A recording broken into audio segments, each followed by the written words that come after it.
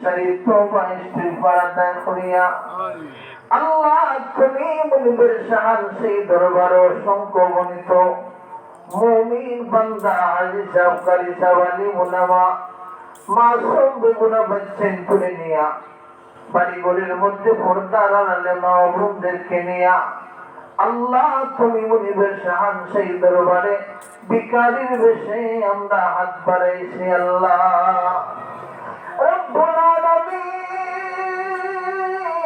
আলামিন আমাদের হাত গুলার কবুল আর মঞ্জুর করে নাও আল্লাহ। এই জামাতের মধ্যে আমরা অনেকে মা হারা বাবা হারা আল্লাহ গো কলিজা